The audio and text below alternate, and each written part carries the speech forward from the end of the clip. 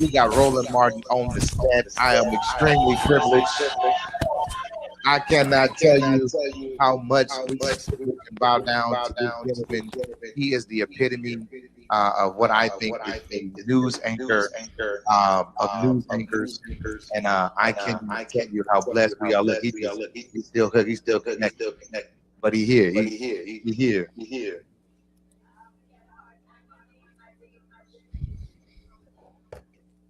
What's up, Roland? How's it going? Man, it's absolutely awesome, man. I'm so elated, man, to be having a conversation with you. This is like a dream come true. Well, I want to make sure we're good with audio. Okay. There we go. All right, cool. Audio is good. We are here. So, glad we finally got all that stuff straight. I was sent a Zoom link and not the hop-in link. So I'm like, we're not on Zoom, but it's all good. So we straight. We're here. So let's roll. Man, you got it, man. So thank you for being here. Glad to be here. So I invited you, man. We're launching our new company. We just launched. We had a beta test. We started on January 15th, Dr. Martin Luther King's birthday.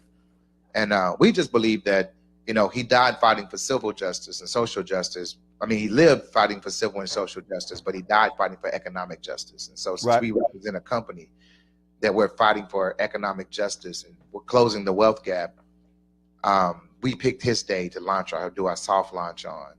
And so now that we've been through our beta, we're now launching our company. And I said, well, I wanted to bring Damon John on, but I said, well, who is the epitome of freedom that I could think of?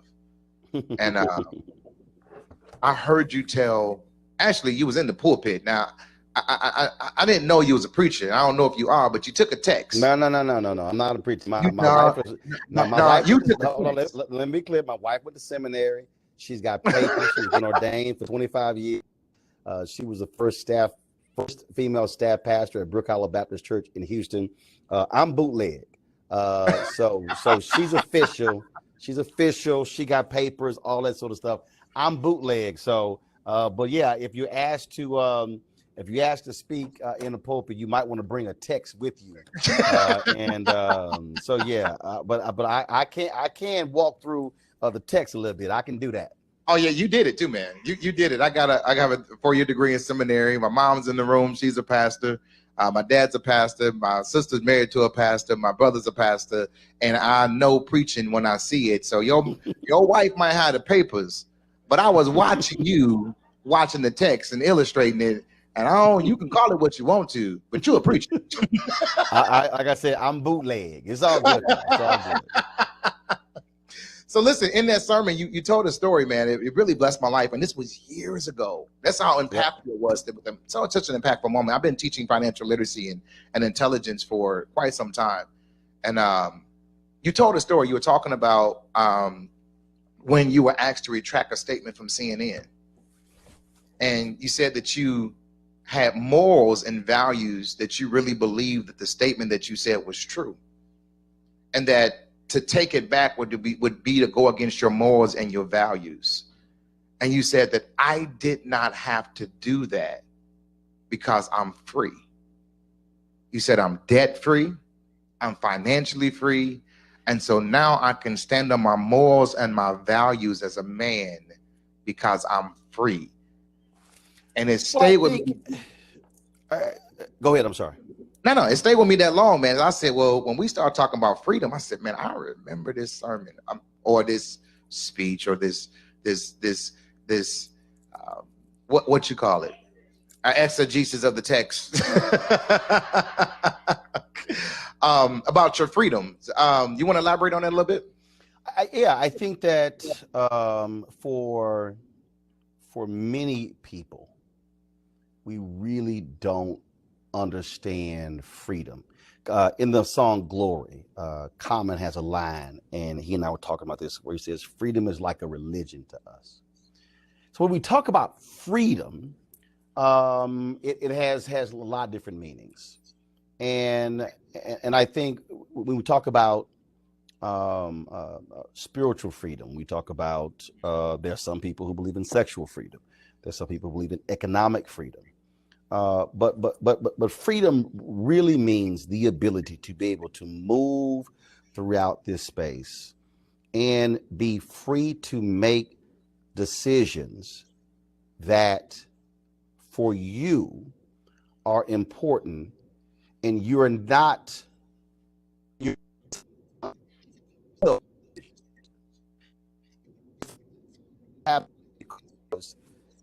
know moving forward that you're walking in confidence with what that position is. When I think about economic freedom means that I am able to make decisions in my life as to where I want to go, what I want to do, and I am not being shackled by other things. So when you have economic freedom, when you do not have debt, what happens is you say, you know what, we're moving back home. You're not thinking, I got this job, man, we got mortgages, what are we gonna do? You know, because so what happens is that mortgage is shackling you. It is preventing you from making a decision that is fully free. Those things are preventing you from being able to move about. That credit card debt, I got to watch what I say at work, because you know, man, I got $18,000 in credit card debt. If I lose this job, man, how am I gonna pay the debt off? And so, economic freedom means that you could say, yeah, we're gonna leave, but what about that job? I'm good because my stuff is already taken care of.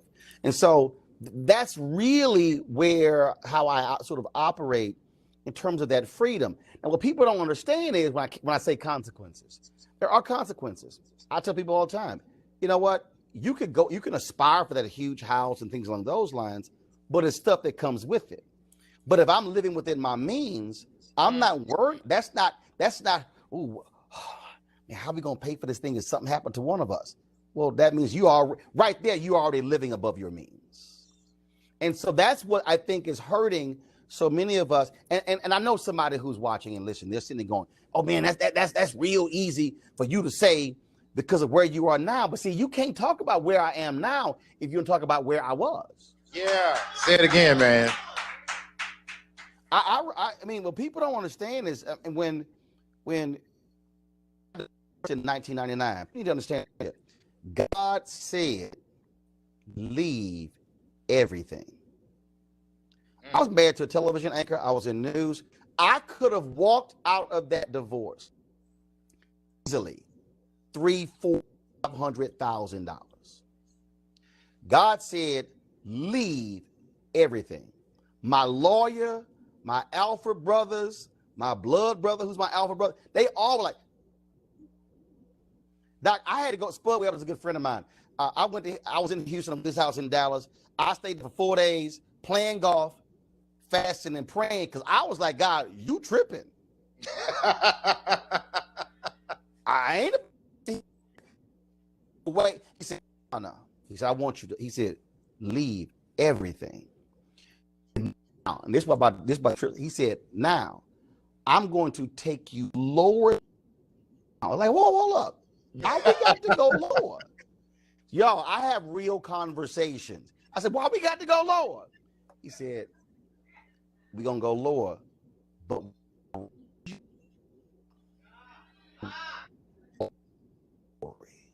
yeah. And so we did go lower. 1999 get divorced, 2000 covered the Democratic National Convention, appendix ruptures, in the hospital 5 days, no health insurance. While I'm in the hospital, car that I had, a Toyota 4Runner, I had leased it. It already, but I owed on miles. I had no ride. It was repossessed from the court while I'm in the hospital. All of a sudden, I'm dealing with that. Now all of a sudden, I go to 2004 carrying that freelance job that was promised to me when I had a house in Dallas, 99. Moved to Dallas back in January 2000. The dude, not a phone call, I still know his name, remember his name, and he get the side eye to this day when I see him. I had all of a sudden my whole notice in 2004. and want to foreclose on my house, I then file for bankruptcy. I'm going through this period where I went lower. He's like, I got you. Trust me, we going somewhere. So when I come out of that, get a job, blackamericaweb.com, then get laid off after 2.5 years. Then, of course, go through another year in the wilderness, get hired as the Chicago Defender, 2004. All of a sudden, of course, CNN comes along in 2007. I was able to pay off all of the bankruptcy. Now I'm in a situation where now I pay off the house and they were going to foreclose on. Say it again. Say it again. But here's what something happened. Something happened when I was going through it. A freelance check came in. Man, look, I had to cash the check. It was like, dude, this wasn't even a conversation. To keep the lights on. I called Spud, couldn't reach him. I called my boy Matthew Hart, reach him. Could not reach anybody. I had to get to the bank. So here I am, August, Texas, hot, like hot. I got to walk to the bank, probably 10, 12 miles round trip. Man, I get home, my legs are throbbing. I'm in pain. I'm like, God, I am not happy with this situation. He said, I'm telling y'all, I'm honest. He said, look, I said, I ain't mad at you. I got a problem with the situation. How do I have this education? How do I have this knowledge? And I'm applying for jobs. I'm not getting them. This is exactly what he said. He said, I told you I was going to supply you. I said, no, not working. Can't reach friends. Legs killing me. And straight up, this was the answer. Do your legs work? I said, yes. I said, yes. He says, I told you I will supply your needs. Wow. I'm like, yeah, you really had to go there, huh? But the point is, I go through all of that. So when I come out of that, no, we ain't doing credit cards. I'm paying for stuff in cash. No, we're not doing that. House gets paid off. The house that I paid off that was going to get foreclosed on, my parents live in that home. My sister and her child live in that home. So the house that was going to get foreclosed on now houses 3 generations of my family. By them now living rent-free in that house, they now are able to live differently financially because they now have rent or a mortgage because they're living in a particular home. So the point of economic freedom is my wife and I, we can make decisions where we want to, what we want to do, and we don't have debt as shackles preventing to make decisions. And TV ended in 2017. While Alfred Liggett talking to me, explaining why he's canceling the show, I don't flinch. I am already preparing Roland Martin Unfiltered. As he talking, I go meet with my senior vice president. She's in shock. She's like, are you okay? I said, I'm fine. She's like, I can't believe what just happened. I said, I'm already ahead. Bro, it literally was 8-10 minutes ago. I'm already there. While I was at TV One, I was purchasing equipment for this day.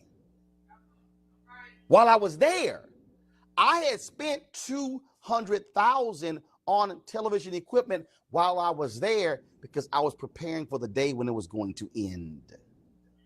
And then they offered me a new deal, and I said, I'm not going to take it. My agent was like, Roland, look, take it. I said, no, I can't take it. I said, I'm not going to take it. It was like, dude, they got $300,000 on the table. I said, not going to take it. Here's why. Because it wasn't the money. It wasn't the money. I knew they didn't have anything for me to do. So I was going to take a check, but I was going to be frustrated because I had nothing to do. I said, there's election coming up. What happens when I want to do something? I could not do anything. What I'm trying to get people to understand is the economic freedom allowed me to walk away from that offer to be able to accept another offer down the road. That's freedom. That's deep. What you just said, I mean, it's about 15 different points I could have took about that thing. But the first thing that I heard you say was that most people have the ability to be free, but they choose to be in bondage. Oh, absolutely. We do. We do. At least economically, anyway, based on that. Oh, we do. And it's our decision making. You see, and again, I look, I love my mom and my dad. That my dad used to do something that drive me crazy. My dad would talk about if I was rich. Here's my whole deal. We not. So why are we talking about this here? No, seriously. Seriously. For me, I'm about to say something, and I know it's about to sound weird for everybody who's listening. You have to be content and ambitious.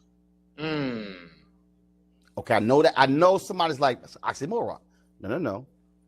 Content means that if I don't do anything else, if I don't get another large home, if I don't have a bigger business, if I don't get a new car, if I am not able to buy my wife another ring or a necklace, I am content with the life that I have. But I am still ambitious in terms of pursuing my dreams for me and my family.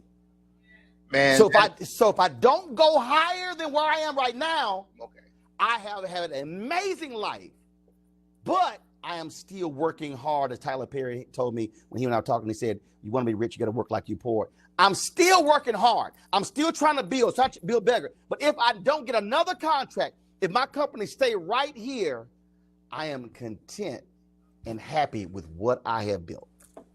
What did it take for you to get there, Roland? Because I mean, what you just said, it almost sounds like an oxymoron, but the way you broke it down, it's a necessity.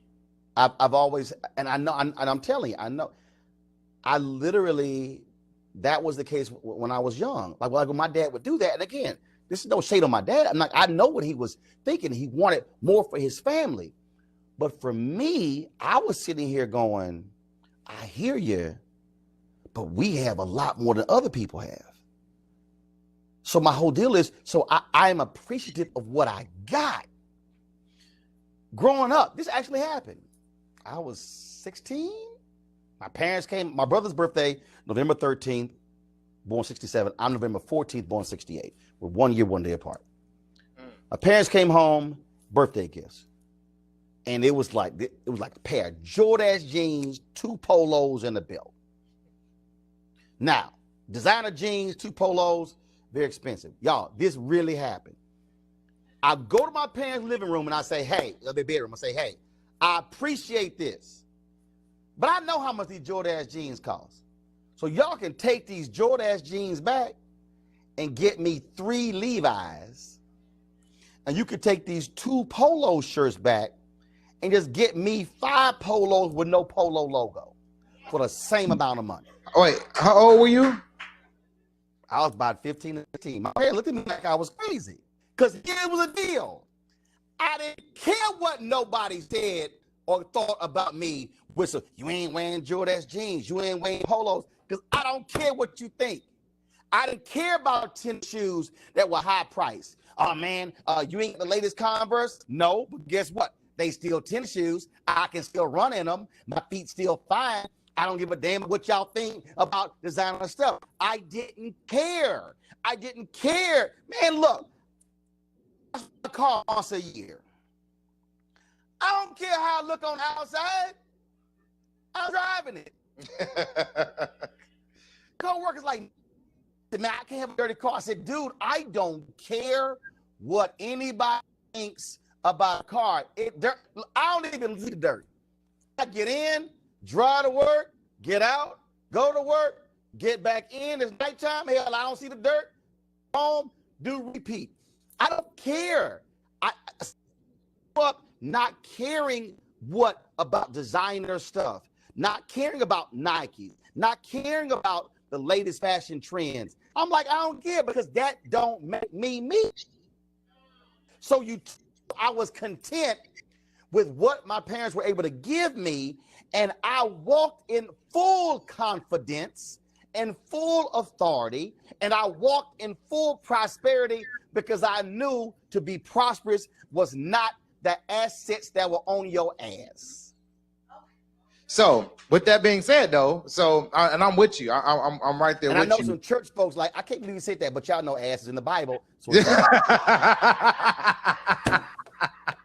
listen, we got some saved and not some saved people in here. It's okay, Roland.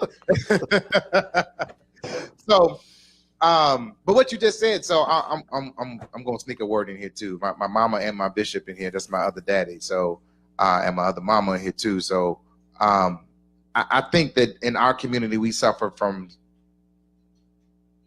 brand whores. That is that if it don't have a brand label on it, I can't wear it. And we become literally whores to name brands while our pockets are suffering, our accounts are suffering, our children are suffering, our portfolios are suffering, our retirements are suffering, but we still look good.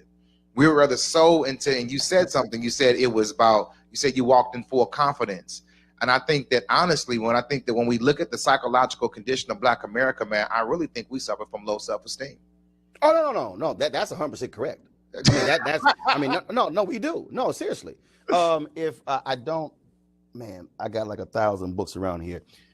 If you read, Dorothy Cotton was the only woman who was in the inner circle of Reverend Dr. Martin Luther King's SCLC. She was over their citizenship education program. When you want to join SCLC, you had to go through her program. In reading her book, it blew me away, and I wish I had done that before I interviewed her. I interviewed her in February 2018, around MLK 50. Her last sit-down interview, she died in May of 2018. But in the book, they talk about when you went through her program, they tested you to see if you need to be reprogrammed. You could not just join the SCLC. They assessed you to determine whether you need to be reprogrammed.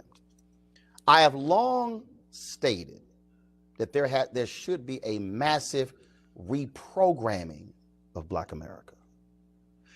When it comes to the goods and services, absolutely, we feel good, because we've had so much happen where we don't feel good.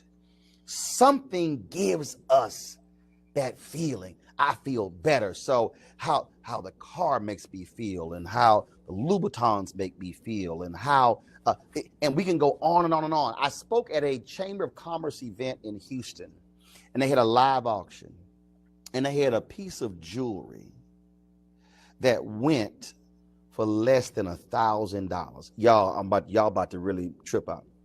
The piece of jewelry, which grows in value depending upon the cut and all that stuff, sold for less than $1,000. It was a necklace. Right after the necklace, it was a Black Chamber of Commerce event, my apologies. After the necklace, because that's important, after the necklace, they had a custom-made suit. The custom-made suit went for $1,500 in the live auction. Here's the problem with that. The necklace I can pass down. The necklace I can resell. The necklace I can give as a gift. The custom suit, I'm the only one who can wear it because it is customized only for me. So which one is a smarter financial decision? The necklace or the custom suit? For us, too many African Americans, we are enamored with the custom suit, and we pass on the necklace when the necklace can appreciate and the suit depreciates. And I think that's because the suit makes us feel better. Makes us feel good, as you said. Yes. Good. So what's with the reprogramming, right? So you talked about Dorothy Cotton. What was the techniques? What did she use? What was the psychological test that she, exemplified to identify whether you had to be socially or reprogrammed? And then How did they do it? Well, they first want to know whether or not you really believe in nonviolence. They want to know your understanding of social commitment and giving. And so then they would take you through classes. One of the most underappreciated aspects of the civil rights movement is the fact that there were classes. Reverend Dr. Jim Lawson, Nashville Movement. They spent 3 months discussing. You go to YouTube, you can see my interview with him. They spent 3 months talking about why they were meeting. Then they spent 3 months discussing what they wanted to do. There was training. You want to be a freedom rider, you had to go through freedom rider workshops, SCLC training. There was constant training. That's what is greatly missing, is that we are in desperate need of training. We need to have financial literacy training. We got to have self-esteem training. We've got to have entrepreneurship training. These things don't just happen. There must be the training. We must take the, show me a church where the preacher has to beg for tithes and offerings. I will show you a church with a weak Bible study program. Man. But show me a church where the pastor does not have to beg, where they can take the collection before the sermon. They can take a collection, passing the envelopes, not even walking up. I will show you a church that is strong in biblical teaching, because they have taught their members the word. And so the members don't have to be browbeaten to give, because they have been trained and taught. That is the big. We do not have enough training and teaching workshops. And so that's what we are missing right now in our community. It affects us across the board.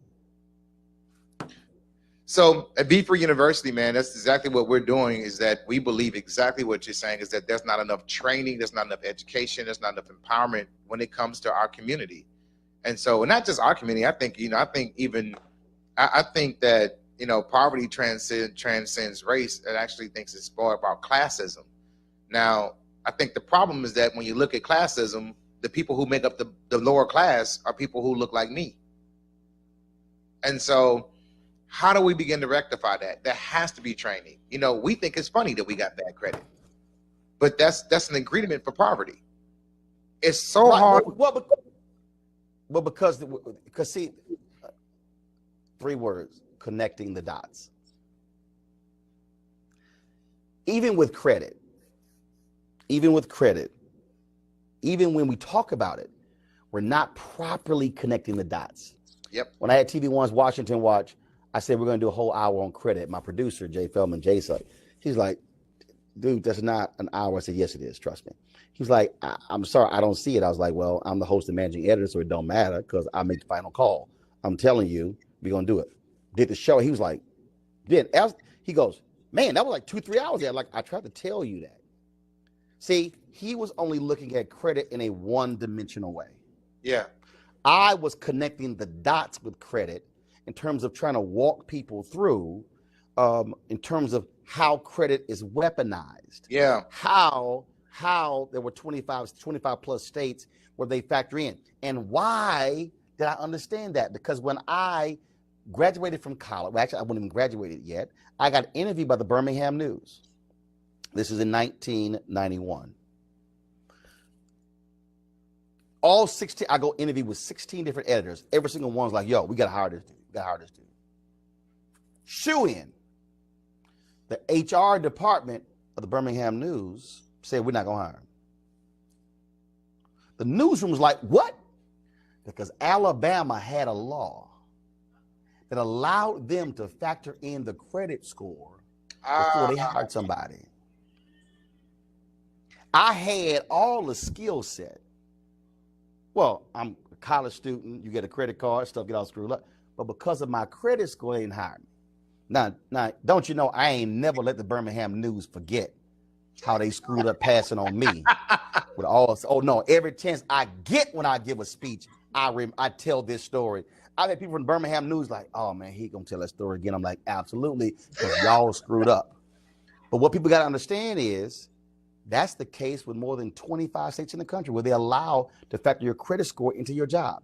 There are members of the military who cannot get a higher security clearance. That's right. Because of their credit score. That's right. The credit score impact. And see, this is when I really, really, really understood how crazy the credit score system is. First of all, you got 3 companies that won't even tell you what the algorithm is that explain what's going on. I can pull up my free credit score right now on freecreditscores.com and go, hold up, why does Experian have a different number than the other 2? And how is I'm good over here, but great over here and fair over here? Because their algorithm.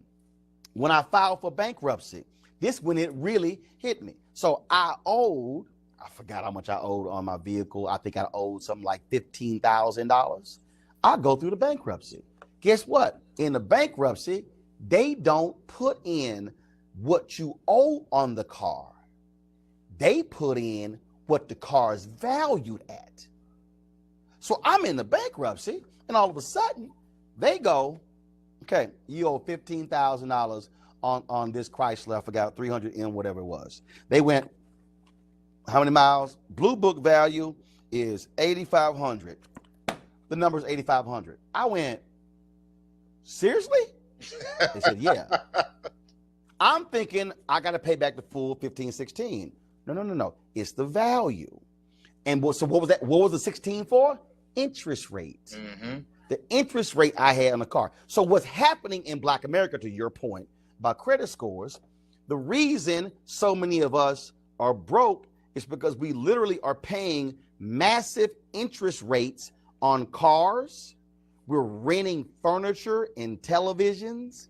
We are sitting here, even if we do get a home, how much we're paying is much higher because of the interest rates. So if we change, John Hope Bryant, Operation Hope, very good friend of mine, they've been really helping folk tremendously, raising their credit scores 70, 80, 100 points, because now all of a sudden, raising your credit score is freeing up your capital. So if you're only making $40,000 a year and your credit score is low, you actually are expending more money than you should if you focus on your credit score.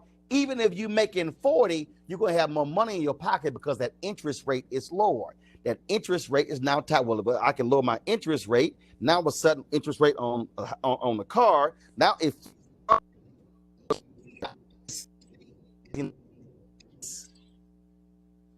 we got to connect the dots for people to go, oh, hold up. So that impacts this, which impacts this, which impacts this. Yes, that one thing has a down effect on other pieces. Definitely. And I think it goes even further. I think, one of the things that, you talked about was, all 3 bureaus having different scores. But I think credit is not just limited to your scores. I think it actually goes back to your credibility or your character. So one of the things that we teach is that credit is your character. So, Roland, money don't have to be involved. So, what kind of car you ride? I'll drive a 2008 Navigator. I bought my Navigator. Let me tell you something. I leased that. After I went back, I said, I literally, guys like, so what we doing? He said, we finance them? Nope. He said, we leasing? Nope. But what we doing? I said, we're going to negotiate this. I'm going to leave. I'll be back in 15 minutes with a cashier's check to pay for it. Now, again, to the wheels fall off. I literally drove it off the lot, paid for. I now had it since 2008. 169,000 miles. I'm good. Remember, ego don't mean nothing to me. In fact, somebody actually really ticked me off when it happened. Keyed the left side of my car. Okay, both doors. I was not happy. Do you think I'm about to sit here and pay to get it repainted and buff it out? That don't mean nothing to me. It don't. It literally don't. I have a Navigator where the sideboards when you close them, well, it still works. Right? Said it'll be $2,500 for a new motor. I'm like, it's fine down. So it's fine. Why am I gonna give y'all $2,500? Okay, I need everybody listening to me. I drive it. It's red folks ride with me. It's on the right side. I don't drive on that side. This ain't London. So why am I gonna spend $2,500 to have the other side go up every now and then and go down? Don't mean nothing. It's down. It's doing its job. If you get in, step on it, get in. I'm not tripping on that. That's what I'm saying. I know some people, man, who would be going crazy. Oh my God, it got keyed. I need to get it buffered. I need to get it repainted. I need to get this. Man, I'm not about to sit here and spend on $5,000 on that. It don't mean that much to me. It's irrelevant to me. And that's what I'm saying, man. People are so caught up in this. I'm impressing somebody else. I remember when I had a Toyota Corolla. I had two guys came from CNN, Chicago, to outfit my office to live streaming. And cab was late. I said, I'll take you up to the airport. So we go out, two white guys. And one of them go, he said, man, I thought you would have a BMW or Mercedes. I was like, why? I said, this got 4 doors. It got 4 wheels. And it's going to get y'all to the airport. And so we were talking. And I said, man, let me explain something to you. I said, I don't care about that. We literally... I said, I would go to a 5-star hotel, to a black tie event, driving this Toyota Corolla and give them the keys and walk in. I ain't got a problem. Now, see somebody listening going, man, I don't know about that. Well, guess what? Ross Perot, the late Ross Perot, yes, sir, who was worth $3 billion. He drove a minivan. Now, I draw the line at a minivan. What? Warren Buffett. So I'm like, are you serious? I was talking to Jonathan Rogers, who was the founder CEO of TV1. He told me, and I forgot where he would get it from. He said, the average millionaire owns 4 or 5 pair of shoes. The millionaire next door. Yo, do you know how many pair of shoes black people got? We almost got a whole closet for shoes. You can only wear 1 pair one time. All I'm saying is that we have to, when you mentioned character, what we have to, if we work on this, and if we work on this, we work on value.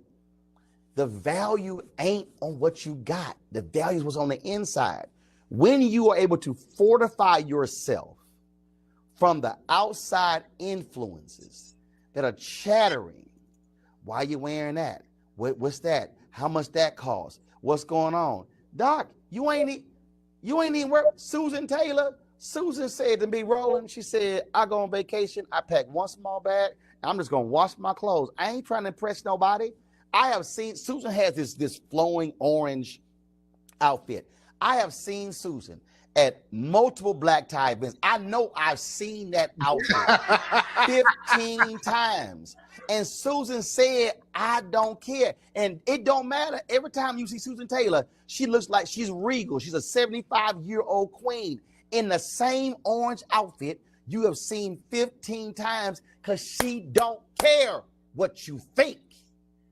She knows when she walks into the room, she's walking in her full confidence, her full prosperity, because she knows that orange outfit. So if you took a picture of her, like when she wore that at an event 6 months ago, she whatever. Right? So this is what we got to fix. We got to build confidence in our children to say, the clothes, that don't make you. Because guess what? When you walk in your full confidence and when you walk into the room, you can walk into the room with the same outfit you had on last week, and they're going to say, who is that walking into the room? I had my first wife, as a reason is first wife, because that means I was divorced, once told me she didn't particularly like how there was an event for her company. and she didn't particularly like how I walked into the room, and so she felt I should have had more deference to her white bosses.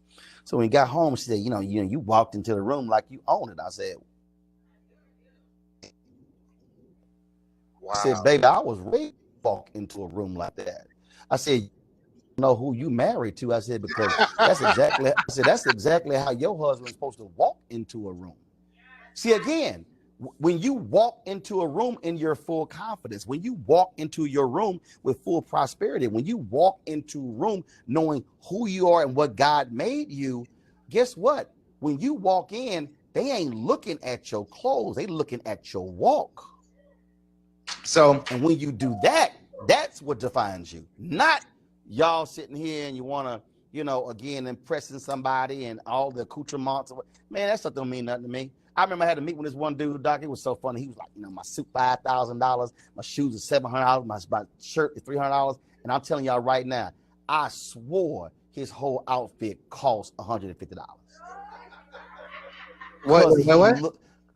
Because he looked cheap. Listen to what I just said.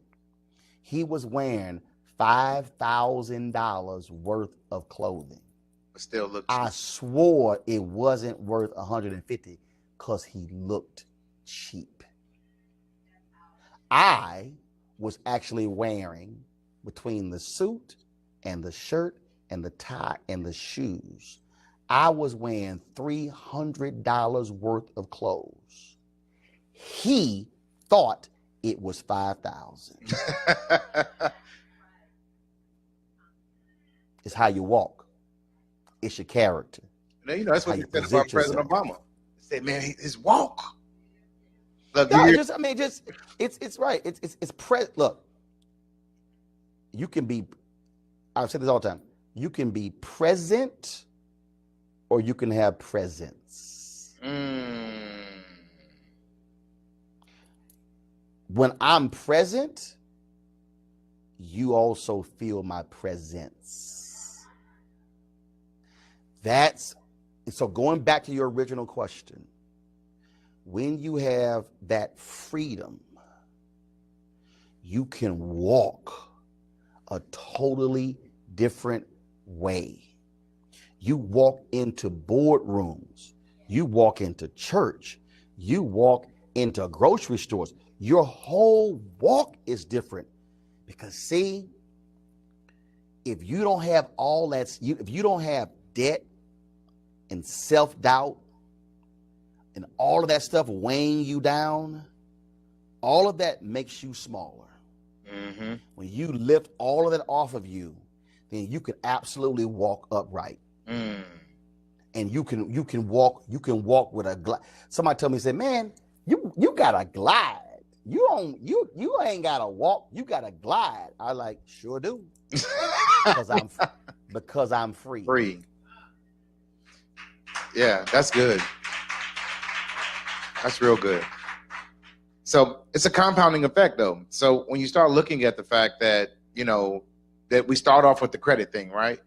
But not only do we talk about, your prices, your interest rates, you not being able to have get the best of jobs, get the security clearances, even your insurance is higher. But then you got to go into the fact that now it also stops you from building wealth, because now I can't buy the rental property. I can't get the business loan to start the business. I can't buy inventory. I can't do the things that I know I want to do, I'm called to do, I wish I could do, because I didn't take care of the thing that I should have managed better, which is my credit. And so now not only is it costing me more, but it's financially, but it's also costing me also when it comes to my dreams. It's costing me to come to my purpose that ultimately relates right back around to your finances. So it becomes a perpetuating cycle. How do we get out of the rat race? Well, it starts with, like you said, number one, you got to have the mindset to know that you're in a rat race and the mindset to want to get out. And then number two, have the training programs in the community that can take it to the next step. And that's what we're doing here at Beaver University, man. I'm so excited about it. I'm excited. And I want people listening to understand how basic this is. I take it back to when my dad would say these things. And again, I knew what he wanted. And I knew he wanted the best. But my deal was, again, I was a kid going, you're bringing yourself down, talking about what you want because what you don't have. Whereas my whole deal is, I'm not going to bring myself down. I'm going to appreciate where I am, what I got, and then if I aspire to that, that's all good. So, and that's so important, because when you talk about bringing yourself down, man, it weighs on you. Yeah. You wake up and you go to sleep, and it's the worry that's on you, and you just and you're fretting, and you.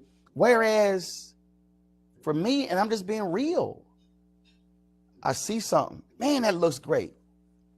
How much is that? No, I can't afford that. Okay.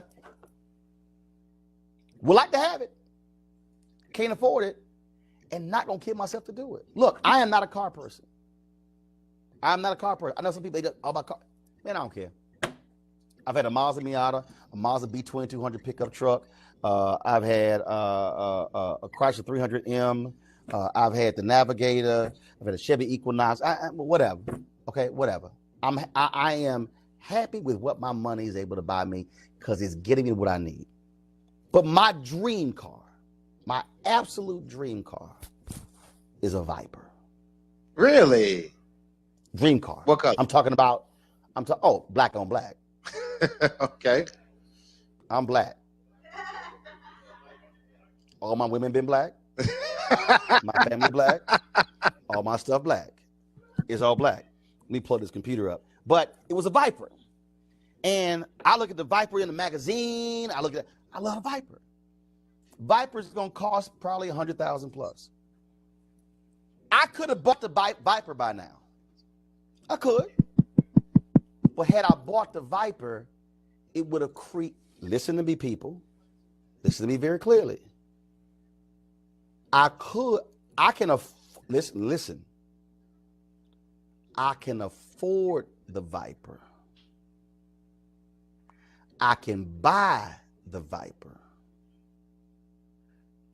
But I don't want, or I can't afford. Let me go back.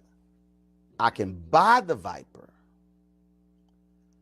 but I can't afford the stress buying the Viper, what comes with it, because I am not going to buy the Viper on credit. If I buy the Viper, I'm paying cash. And I told myself the only way I will buy the Viper is if I am making $2 million a year for 3 consecutive years, then I'll buy it.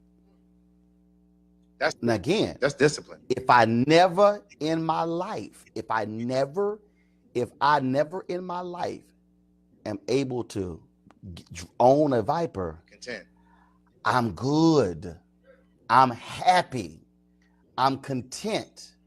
But what I'm not going to do is create angst and a level of stress by dropping money over here when I can use this to build my business, do things for my nieces, do stuff with my wife.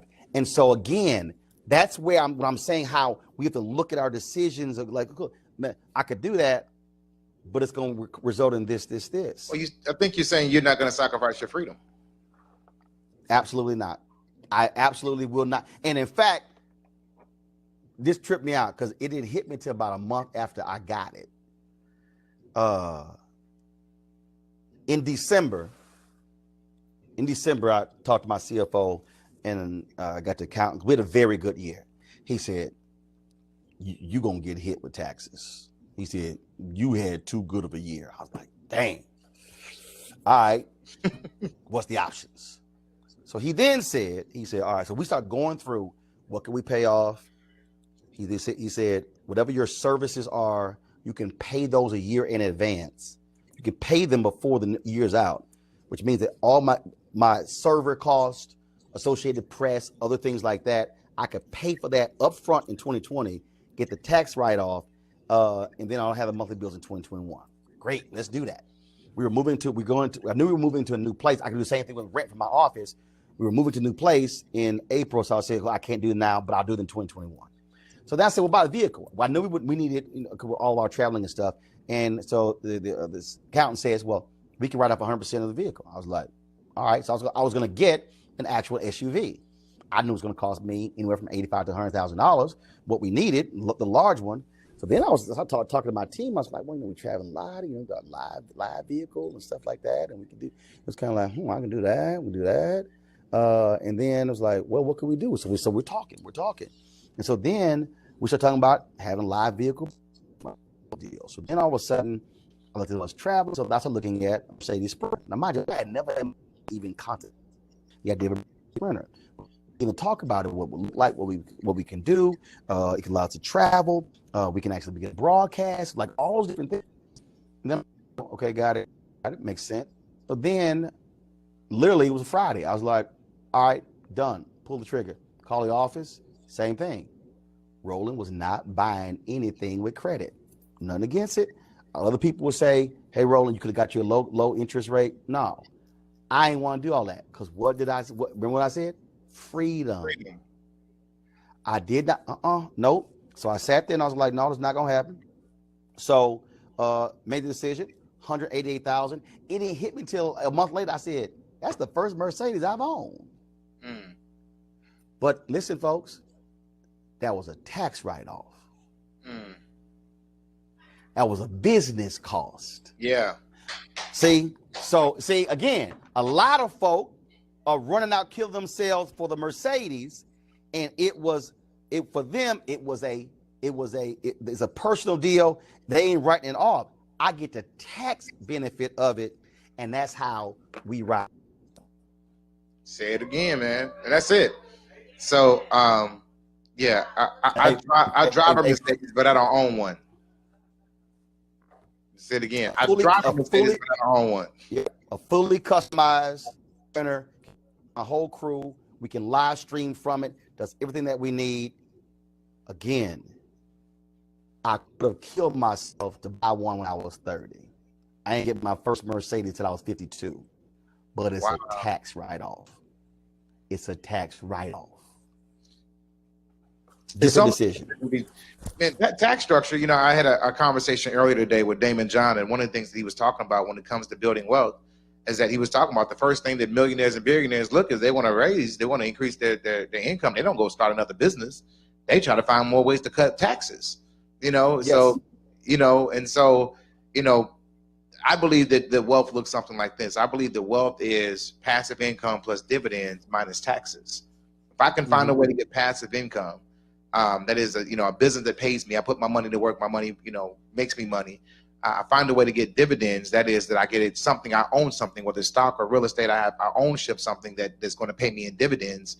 Well, then I automatically go into a lower tax bracket, especially if I have a good tax strategist.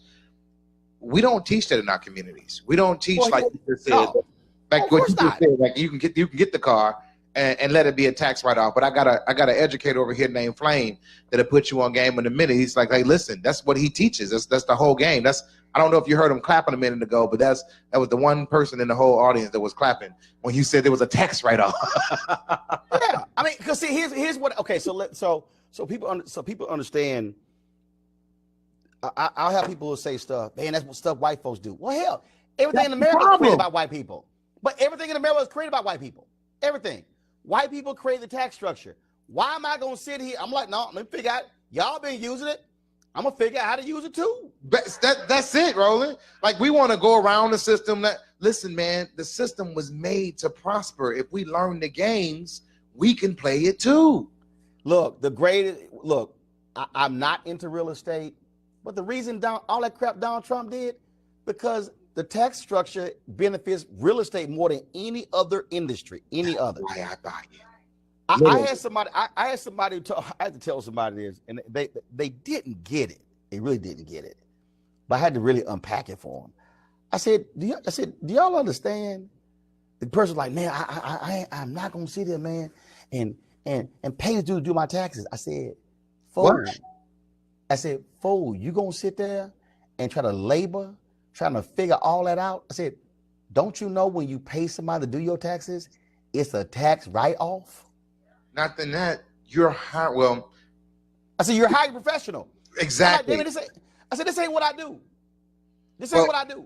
I don't want to throw no names out there, but there are some places that you should. The ones in the corner, they got the little statues and they waving other things. The ones that got the ones with the signs, they spin them around. No, go get you a strategist. Go get you somebody that's what they do. They know the tax code. Not they putting it in a computer and they just gonna punch a couple buttons and they're gonna spit it out. No, somebody's gonna sit down with you, ask you questions, structure your companies, structure your entities, and then tell you, hey, you can send your kid to college, it's gonna be a tax write-off. Hey, you can actually go over here and put this scholarship in, it's gonna be a tax write-off. Hey, did you know you can hire your children, it can be a tax write-off. Hey, did you not know that you can give your kids a car and they can drive it? You put the what you call a wrap on the car. Now they're driving the marketing for the so many different strategies that we can use that are right in front of us that we don't use.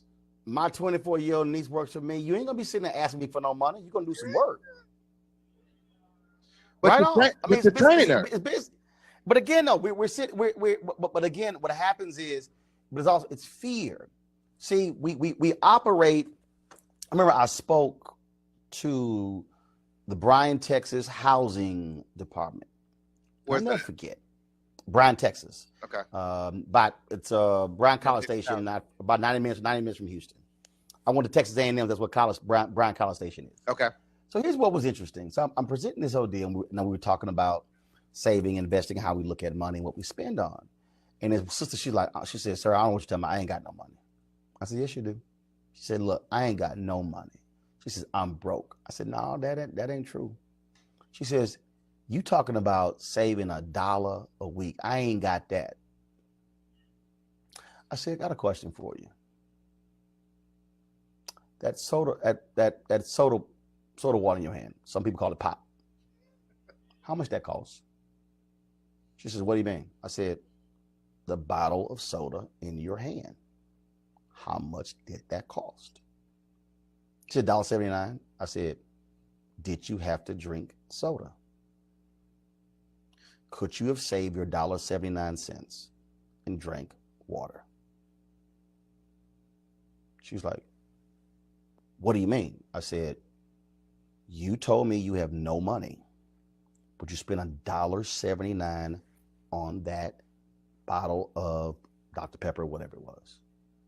I said, "Your savings could have started with that $1.79. Yes, sir. I said, "I need you to change this. I need you to start looking at around you what you spend money on."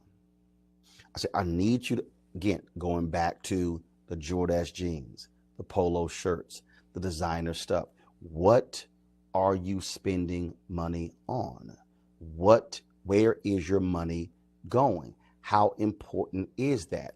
I'm not saying just deprive yourself, but the reality is you didn't have to drink that bottle. I was just trying to break this thing down as small as possible. And it hit her that she realized, man, I spent money on that. Now it's, oh, I spent money on these chips. I spent money on these cookies. I spent money on this. Then leads to, how much money am I spending going out versus me cooking at home? Yes, and sir. Simply preparing my food and putting it in packages and then taking it in for lunch. So now that then goes to the next thing in terms of, what am I spending on shoes and what am I spending on clothes? So I got money. Where is my money going? Tracking your expenses. And that's the piece where we begin. But again, we have to, put that thing in my head. My wife and I raised 6 of my nieces at different times. We had 6 of them all at one time. And I remember after church, I normally, this is pre-COVID, I'm gone every weekend. I am never at home. I might be at home 5 weekends out of the country. Wow. This particular weekend, I'm home. She was traveling, and I'm giving speeches and I'm covering stuff. So she was speaking somewhere that weekend. I had the girl, 6 nieces, and we navigated. Church over. Uncle Roro, where we going to eat? I said, we ain't going to eat nowhere. They're like, well, don't after church.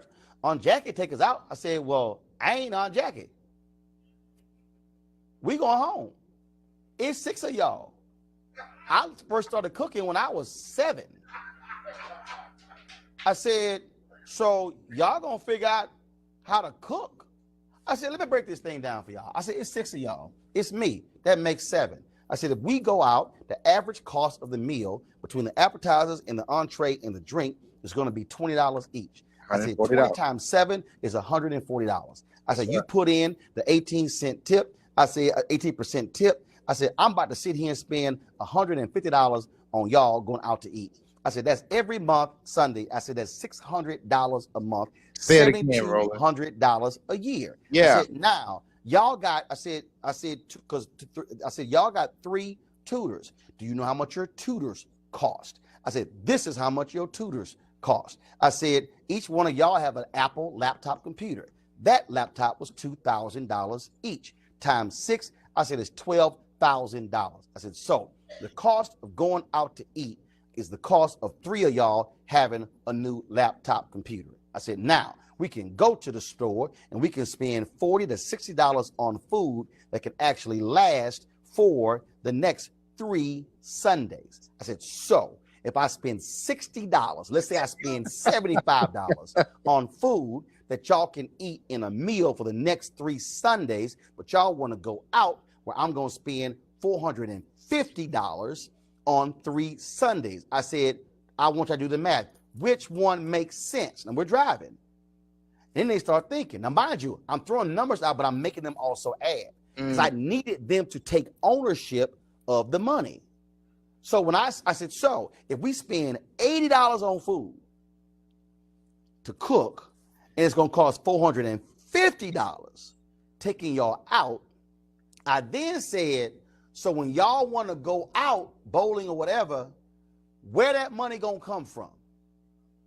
Now I got them thinking. I said, so the money to go for y'all to go out for the amusement park is going to come from the money we save, not going out to eat. You can't do both. You're not going to go out to eat every single Sunday, and you're going to go to the amusement park, and I'm paying for your tutors, and I'm paying for your laptops. I said, you got to make a decision. So I started forcing them to make decisions. I started taking my nieces grocery shopping. If you're a parent out there, stop leaving your kids at home when you shop. Why?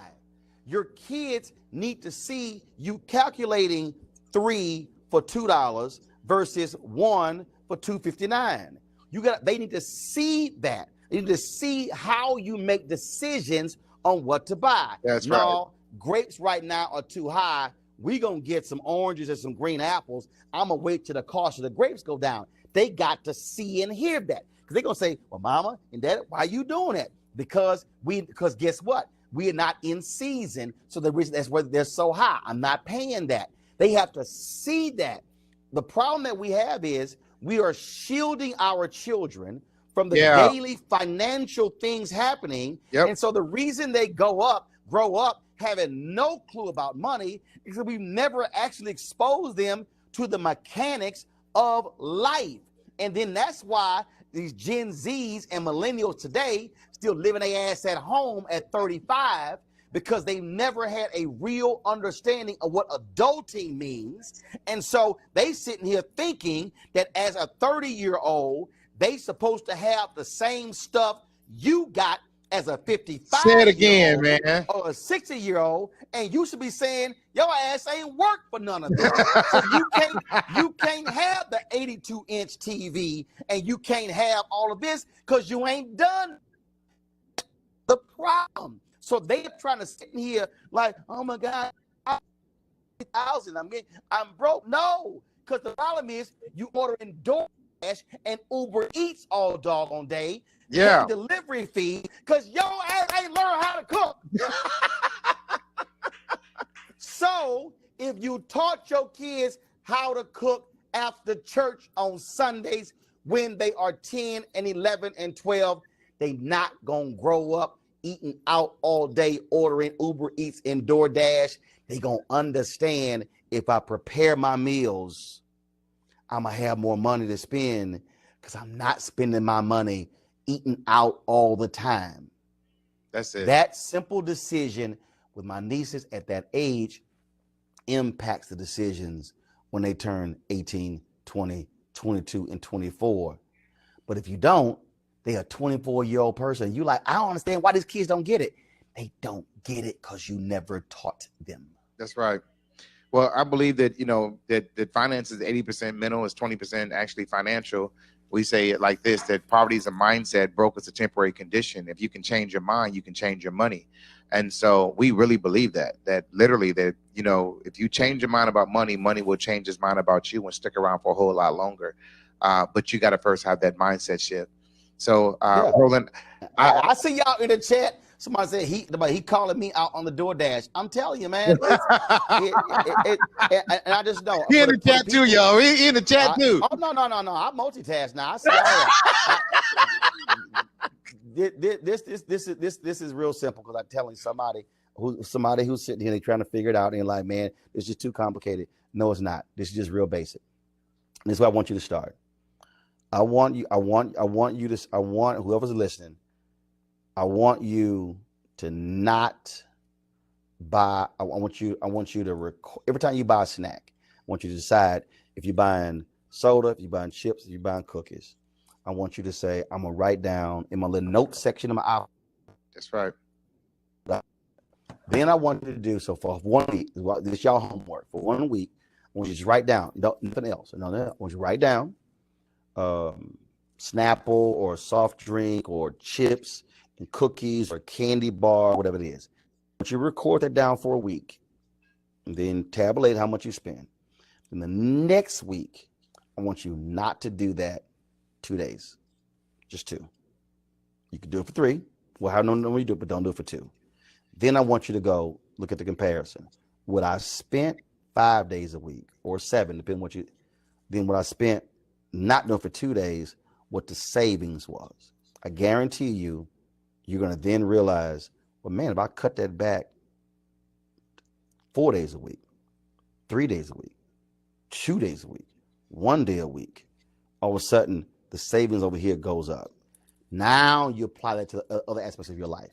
I think we make it hard for people. Joe Madison has a great comment, Doc. He says, you got to put it where the goats can get it.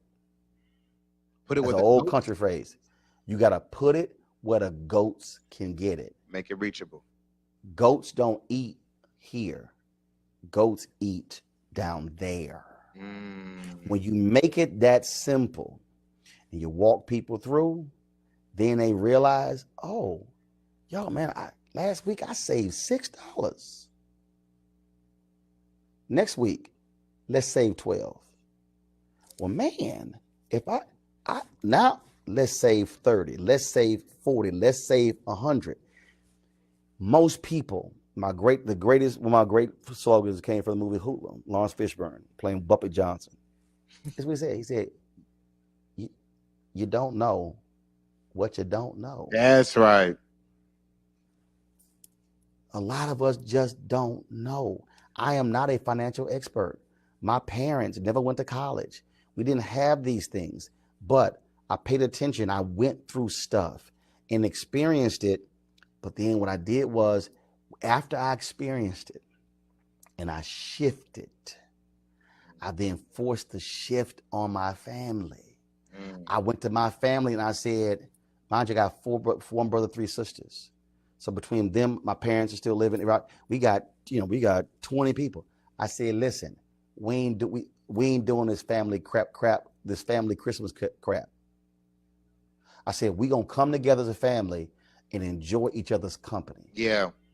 And the kids in your family, buy them gifts. Stop buying gifts for other family members. That was one. When my parents moved into my house, they wanted to convert one of the bathrooms to a stand-up. At first, I was like, man, y'all live in there. I said, fine. But then I called them and said, no, you're doing that. I was like, what? I said, no, you're doing that. I said, I just paid off 2/3 of y'all debt. I said, y'all moved from Houston to Dallas. I paid off 2/3 of your debt.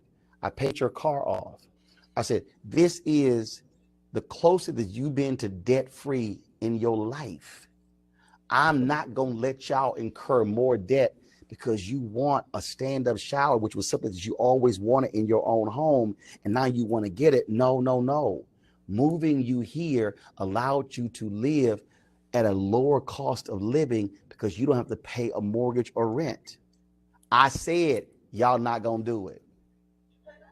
As the child, I'm telling my parents that because listen to y'all, because I needed my parents who retired early to know what it's like to live freely and not under the oppressive debt that they lived through my entire life. So sometimes you got to make a decision for somebody else, and it might be your parents.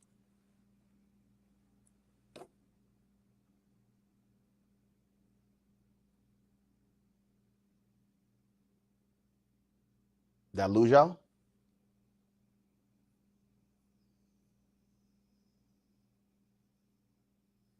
I think I'm still here. I don't see y'all. There you go. Can you hear me? Now I see you. Can you hear me? Listen, y'all hire my company to handle your video stuff next time. I tell you what. I'm gonna tell you. I want to do this again. I want to do this every quarter.